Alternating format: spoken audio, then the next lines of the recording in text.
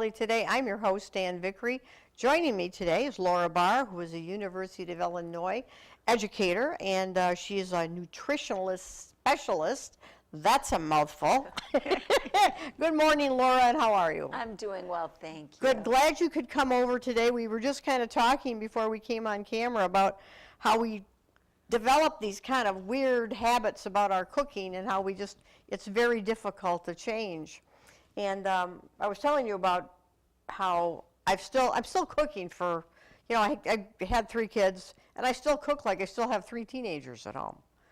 And I know one of the things that you guys or the government, and along with the government, people are trying to promote is doing a better job of planning for your food. Let's talk a little bit about that. Let's kind of kick it off with, trying to figure out how not to waste so much food. Yeah, and that is part of the twofold message from the Academy of Nutrition and Dietetics.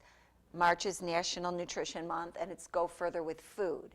And that is one of the points, is decreasing waste and having messaging both looking at our system and also looking at the individual. So in the system, the statistics said in 2012, the USDA did a study, and on the front end, 31 to 40% of produce was discarded just because it wasn't beautiful or perfect looking. Right. And then at home, I think good ideas is to plan, which is starting with a grocery list, and then prepare your food with the future in mind. So I think of, say you get a chicken and you bake it and you have it at night with a salad, a sweet potato, and then the next day you have chicken sandwich, and then you could even make chicken soup with all that. So you're using all of the chicken, even the whole bird to get a broth. And then again, buying produce just what you need. A lot of times, if my bananas start going ripe, I freeze them, and then I use them for smoothies. Same thing with blueberries or any kind of berry. If they're going, you could put them in the freezer and then use them again for smoothies. And then use them right away. And I froze bananas when they've started to go bad, when I just haven't had enough time. Then got them out a week or 2 later and used them in a banana bread. Right. Or I've never tried the smoothie business with the fruit that has gotten a little bit soft, but yeah, and actually fruit gets a little stronger tasting as it ripens, and I don't think that's always a bad thing. No, I like sweet fruit or ripe fruit. Right.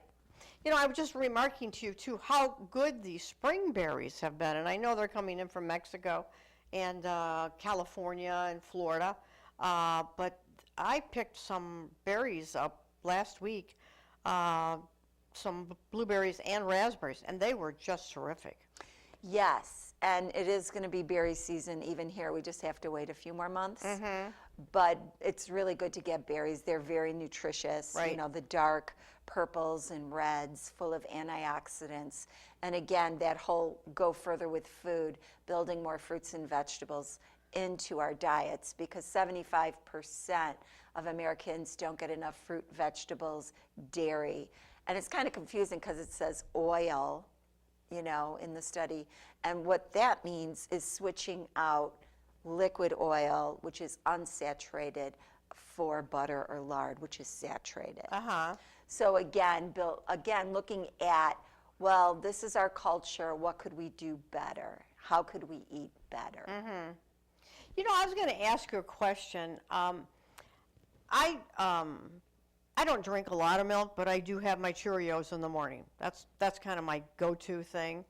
And I tried a milk that was lactose-free. They said it was purified many ways, came with an incredible amount of protein. And I'll tell you, I think it's called something Life. I don't remember. But I've been buying it. It's much more expensive than the cheaper store brand milk, but it's lactose free, and I actually think I feel better. I think people who eat a lot, well, like not to, but we're mostly adults here. But a lot of times lactose builds up, gives you bloating, gives you gas, stuff like that. Lactose intolerance, and it does happen as you get older. producing less of the lactase, which is an enzyme that breaks Right. down milk sugar. So if you're not producing that, that's very possible you get the bloating and the gas. So if that's helpful for you, or even folks that just can't drink milk for different reasons, allergies or whatever, Right. you just get a product that has the same nutrition. So right off the bat, soy milk is made for the same amount of protein, the same amount of calcium, the same amount of vitamin D. And that's what we go for in milk. Another calcium fortified orange juice doesn't have the protein, but it has the same amount of calcium and the same amount of vitamin D. C. Okay. And Yeah. C and D, right? Well, yes, C in the orange juice, but we're looking at bone building for the dairy group. Okay. On my plate, really, when we look at the dairy group, we're looking for the calcium and vitamin D, because those are the two that build bones. And again, as we get older, I was one. I had osteoporosis. With some medicine and with lifestyle changes, I don't have it anymore. So I had it in my 40s, and now, 15 years later, I don't, but I had to be proactive and know, it's important to know your body's weaknesses, work with your primary care provider to help you with whatever that is that you need help with. Mine was bone building. And it's kind of funny that you mentioned that, because I had been kind of complaining about some fatigue and some, I don't know, muscle and bone aches. So they ran a blood test and checked my vitamin D, and I think your vitamin D should be like on the low end, like 30. Mine was 9, and they were like, they like freaked out, of course. So now I take a vitamin D supplement. Right. And they said, oftentimes people's vitamin D falls in the winter because you don't get all that sunshine, and which is a natural, I guess you just naturally absorb it then. Right. And I didn't realize that vitamin D was so important, because it helps your body absorb the vitamin C, The calcium. the calcium, yes. Yes. So vitamin D and calcium work together to build bone. To build bones, yeah. Right. And so you found that out early in life, though. Right. Fairly early, yeah. Yeah, and and that's why, again, I just always emphasize getting a relationship with a primary care provider, so you get your blood work done and they could see what's going on in your blood, whether you're at risk for heart disease, you have diabetes, you're at risk for osteoporosis. It shows in the blood, and there's no way you're going to find that out without working with a doctor. And do you think osteoporosis is more, people are trying to cut back in meat, where that's a lot of your proteins and stuff like that. Are people who are vegetarians, do they have a little harder time keeping those numbers up? It depends on the extent of vegetarianism. It can be okay. You can get your calcium and vitamin D from other sources. And with vegetarians, your protein and other sources. You just have to know how to do it. Okay. So you would probably, again, work with a healthcare provider, a registered dietitian, on a one-on-one. It isn't difficult to get enough protein, and as Americans, we get more protein than we need. We do. So it's not difficult, but it's like the B vitamins and the iron get a little bit tricky if you're a vegan, where you eat no meat, no milk, no eggs, no animal products at all. Right, you just don't get it. You have to work. You have to look at what the plant sources are and target those. And a lot of times people always talk about, including, fish into your diet rather than fish oil. And what kind of vitamins do we get from, say, salmon and trout and tilapia? Fish is a very lean protein, and it has the omega-3 fatty acids, which they increase or have the potential to increase HDL cholesterol, which is the good heart protective cholesterol. So that's what omega-3 fatty acids tend to do, and that's where we find them, in the fish that swim, in the swimmers, not the crawlers. Not the crawlers, not the like shellfish. the shellfish, the lobster, the shrimp. Right. And I stay away from that anyway, because I always think they're the kind of the scavengers of the ocean anyway. They kind of eat all the stuff that nothing else is eating. We're coming on Easter, which is I mean, the eggs are flying off the shelf, so to speak, and eggs are very cheap right now too. Yeah. And so one thing that I wanted to ask you about, not only are they high in protein, but still I would say today there are a lot of women who don't know how to boil eggs. They crack, they turn gray. Maybe we could talk a little bit about that. We sure can. So again, egg, excellent source of protein, very versatile. It's a versatile product. You can cook it a lot of different ways. And I guess the trick with it is not to hard boil, like we call a hard-boiled egg. Right. But when you're heating it, it's lower, medium heat. Slower. Slower. And then you decide how you want to cook it. If you want it soft, if you want it hard, but that low heat. And then a lot of people with eggs, especially if they're peeling them, there's a kind of a trick to that. You immerse them in an ice bath, and then when they get cool to the touch, it peels a lot easier, and then you don't have all those nicks, or where you're taking away a lot of the whites and making them not look so pretty. Is there such a thing as, like, one of the things that I do is I had read one time where you freshen the eggs before you cook them. In other words, take them out a day before and leave them on a counter. I'm not talking about extreme heat, I'm talking about, a cool kitchen, 70 degrees, whatever, and leaving them out overnight and then cooking them the next morning. I've had good luck with that. Is that a bad thing to do? It's probably not a recommendation for food safety, because they are a potentially hazardous food, so we don't like them out more than 2 hours. I always think of, with eggs, when you go to other countries, when you get them very fresh, they basically maybe have been laid a few days, they don't really refrigerate, and they eat them quickly. Right. But here, our eggs are in a process that's much longer, and you can pretty much assume there's salmonella in the egg, or even on the shell, it's been found. So we recommend treating like a potentially hazardous food, again with the boil, starting with cool water, bringing it up slowly. When you do have that boil, you can start timing it depending on how soft you want it. Some people like the runny yolk, somebody else might like the firm yolk, excuse me. So then we're looking at, even taking off the heat and letting it sit. And just kind of letting them cool down on their own. What we would recommend is that ice bath. Oh, ice bath, and then get them cold fast. And right. If you're going to use them for deviled eggs or potato salad, cool them off fast, peel them quickly. Get them in the fridge. Get them in the fridge. And then do whatever you're going to do with them. To my knowledge, I've never been made sick by an egg. I don't have any reason to believe. Pea soup, yeah, I got real sick on some pea soup one time somebody made.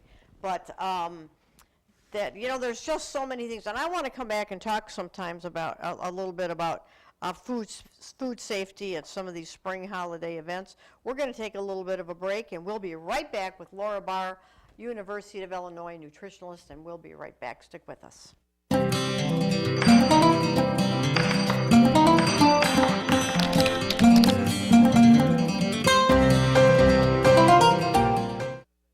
So, I just moved in with this family, and it's embarrassing. The little one, he likes to go outside and crawl around in the giant litter box. I don't know what he's doing. I mean, I was born and I knew how to use the litter box. Look at that. That's disgusting. Oh, poop already. You're making me nervous. Oh, okay, I can't look at this anymore.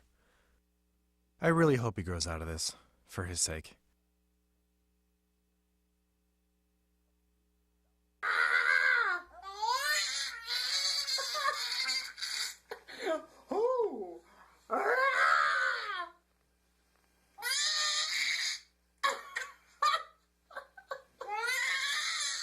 Give me a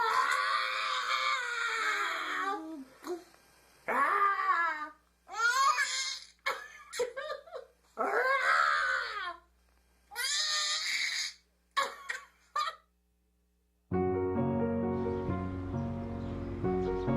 with that. Oh, thank you. Did you see anyone's broccoli? You moved this? Thanks for helping us. No problem. Is this your bird? You're welcome. We'd do anything for kids. Yet 1 in 6 children in the U.S. struggle with hunger. Help end childhood hunger near you. Learn how at feedingamerica.org. Your son wants to get a cat, I'll really take care of it. but you're allergic. Do you A, prepare yourself,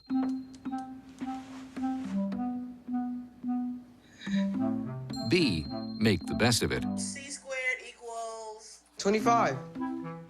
Good job. or C, find a loophole?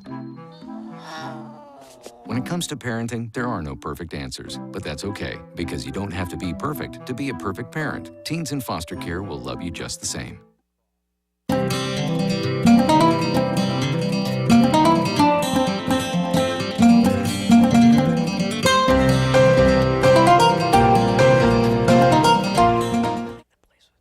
Welcome back to Fox Valley Today. I'm here with Laura Barr, University of Illinois nutritionist and wellness guru, and she is.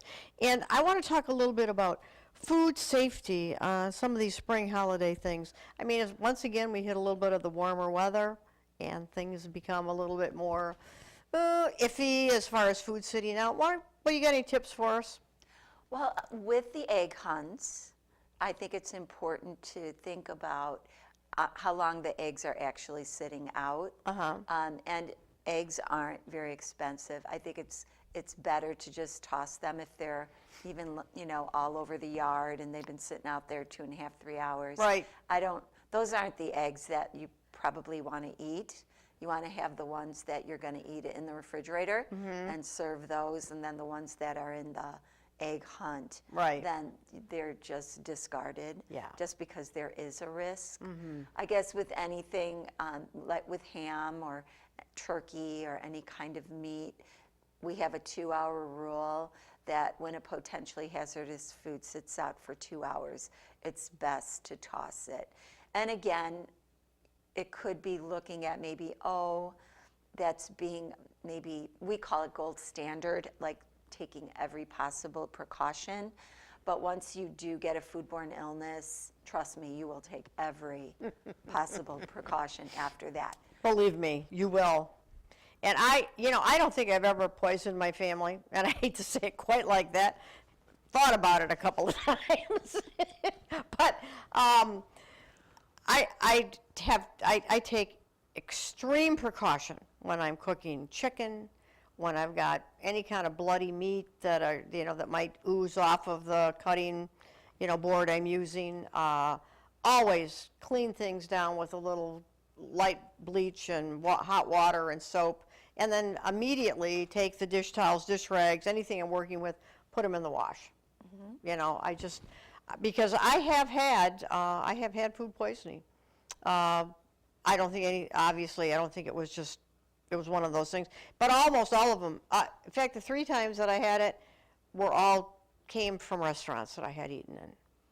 And so and of course, restaurants move quicker through their food. They're probably not always taking the kind of precautions you'd like to think they have. But I recently came back from a trip where 27 out of the 47 people on the trip, I'm sure, was the norovirus, which is really a foodborne virus, isn't it? Norovirus is, it's transferred in all different ways. It tends to happen when there's a lot of people together. So it can be foodborne. It can be passed from person to person as well. With that, back to what you were saying about food storage, it's very important to watch how you store, or if you're thawing something, and the recommendation is to thaw meat in the refrigerator or under controlled conditions like cold water that you make sure stays 70 Fahrenheit or above. or microwave. But if it's in the refrigerator, you don't want to put that that thawing meat above, say, lettuce or salad fixings, right. because it could drip right Right. on it. So you always want to kind of look at that. And I think it's super important to have a thermometer for the refrigerator, because if your refrigerator isn't the right temperature, you can't just put your hand in there and say, oh, it's cold Feels enough. good, yeah. Right. And I know it saved me at one time when I was having a party, and I had a friend over. We were making salad and chicken salad and in and out, and I had a thermometer, and I'm like, the refrigerator's getting warmer. So I kept it closed and said, okay, let's not go back in, and it was still getting warmer. Oh, boy. So I took everything out, iced everything down. I was able to save the food that not only I bought, but I invested time and energy in preparing. I was able to save it, but there'd be no way that I could know that that refrigerator was getting warmer, say within 5 hours, if I didn't have a thermometer. Right, and a lot of the new refrigerators now come with a reading, that just reading the temperature of both your freezer and your refrigerator. And I've tested mine a couple of times. So what do you think is the proper temperature for a refrigerator? We're looking at about 38, because Okay. we want the food to be at around 40. Uh-huh. We always say put the thermometer up front in the warmest part of the, that's when you're opening and closing. So yeah, it's about 37, 38 degrees. Yeah, I keep mine at about 36. You do? Because, when you have those French doors and you're opening up so much, and, my husband has a tendency to, it's like he goes into some kind of a trance. He opens those doors and he stands there. And I'm just like, I didn't know if he's watching a movie or if the mayonnaise is moving across and he can't, I don't know. But that's, I've known, and kids do the same thing. Right. Kids will open refrigerators and like they go into a trance. They're shocked. Yeah, they're shocked.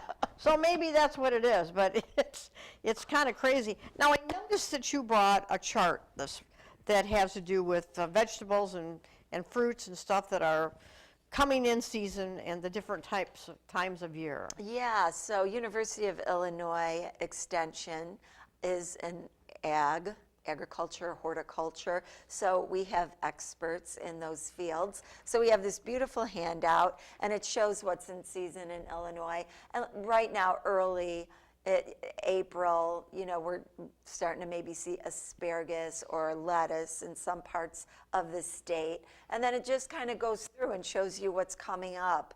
So right now it's dark greens. And then, as the season goes on, we get more and more of a harvest where we're getting apples and bell peppers and melons and such. So I personally love to eat as many fruits and vegetables as I can, although I have to be mindful of it. It's not easy. It's easy to just grab other things. Yeah, it is. So having bowls of fruit on the counter, having cut up vegetables like carrots and celery and maybe broccoli, so you just open it up and maybe you can get like a nice yogurt dip and then dip it in that. No, there's ways to make it good. Dill and onion. Yeah. Yeah. Yeah, well, that is true. And I've noticed that Macy's has the most wonderful homemade salad dressing of ranch, and they use a little bit of dill in it. So I I'm digressing a little bit, but when you're talking about dip, I bought some ranch dressing, just some hidden ranch, Hidden Valley, and add a little bit of dill to it, and boy, it snapped it. It really did. So I tried it in some yogurt. Okay. And used some fresh chives and some dill, and I think that he added one other thing, I'm not quite sure, and used it for just a dip. And it was very, very good. It is good. You really you get some of those fresh herbs and things. Now, dill, can you grow dill just in your yard? You can grow it. I think in a pot would probably be good. It So you does. can just harvest it quickly, Yeah. and it keeps coming back. Cilantro is another fresh flavor. Right. And just because I am a nutrition and wellness educator, with dips, even if you can't, like a yogurt dip just gives you the heebie-jeebies, you can add just some plain yogurt to your already mayonnaise or sour cream based dip. So, and the reason being it's high in calcium, it's high in protein, it's got probiotics. So it's like, you know, a very nutritious food where dips, mayonnaise, and sour cream are just solid fat. Yes, they are, but they are very good. All fat is good. I mean, it tastes good. It's got great mouthfeel. Yeah, right. You add it The with texture, sugar. It's right, amazing. Right, and you put it on the potato salad, you know, I know. And I have yet to make my first batch of potato salad for 2018, but it's kind of churning back here right now, you know. So In fact, do you do that for the Easter season? No, I'm Okay. not doing it for Easter. We're just gonna downplay it to eggs, French toast, bacon, sausage, you know, coffee cake, all those really low-calorie things that people would certainly want to eat for Easter brunch. That's for sure. But you know, so but I am looking forward to summer and the fresh fruits and the vegetables and asparagus especially. I was never an asparagus eater until one day I came across this recipe in my Weber Grill thing about using a little marinade from olive oil and some Dijon mustard and a little bit of vinegar and salt and pepper and just letting it kind of lay in that and then throwing it on the grill and then putting a little feta cheese and stuff over it as you, oh, I'm telling you, it's wonderful. So I've turned into a big asparagus eater, and asparagus is so good for you. It's very good for you, and it grows locally. The other thing that I've never been able to I've tried hard to fall in love with, and I can tolerate it and I can eat it, and every once in a while I'll just buy it because it's like guilt says you gotta buy it. Broccoli. I've just never been able to find the love affair with broccoli, unless of course it's covered in cheese. Well, if you need to add some cheese, or there's other vegetables. That's when someone says, I don't like this vegetable, just eat other green ones in broccoli's case. If you don't like carrots, you know, there's pumpkin and sweet potato, or the like the orange peppers, where you're going for that beta carotene, that vitamin A. So if you don't like one, you don't necessarily have to. You can get your nutrition from other foods. And you know, I do a lot in the summertime. I do a lot of grilling of peppers. You know, doing a shish kebab. You know, and of course I don't grill the chicken and the peppers all on the same kebab because nothing ever gets done at the right time. You know, it doesn't take near as long to cook the peppers. But we do eat a lot of mixed vegetables in the summertime. Now I wanted to ask you another question about lettuce. There's so many different choices. If you were to pick a lettuce that was one of the best for you, which one would you pick? The darker the green, the better. But I think you have to like it to eat it. So in my case, I like red leaf. It's a dark green. I think it's important to note that iceberg lettuce is what I was raised on, but iceberg lettuce is mostly water. So where you get the nutrition is in the dark green. So if you look at spinach or any of the dark greens, kale to me is a little chewy. So I kind of take some salt and rub it in, or I'll cook it down, or I'll make kale chips, just because the texture to me isn't that appealing. But it is very nutritious. Now, the other thing I've gotten, so I eat a lot of romaine. But of course, the romaine, when you start hitting towards summertime, will get a lot. And I'm like you, I try to stay away from the white part and use the really green leafy part. Yes. And I don't buy the romaine already chopped, because a lot of times that's what they're going to give you, is just the end pieces. You're not going to get a lot of the green stuff. Or the ribs. Right, Yeah. right. So, you know, I think it's like everything else, kind of understanding what you're buying and what's best for you when you're going to do it. If you have to eat vegetables, eat the best you can. Right, So- right. And we're going into the season where they are coming into season. Yeah, they are. Yes. And are you a gardener? I am, but a small scale. I have raised beds. So it's mostly tomatoes and peppers and green beans is usually what I do. Right. Yeah. Well, I'm going to get Richard Henschel on because he's our master gardener of all those things. Well, thank you very much, Laura, for coming over today. Thank you very much for joining us, and from all of us here at Fox Valley Today, happy Easter. I'll see you next week.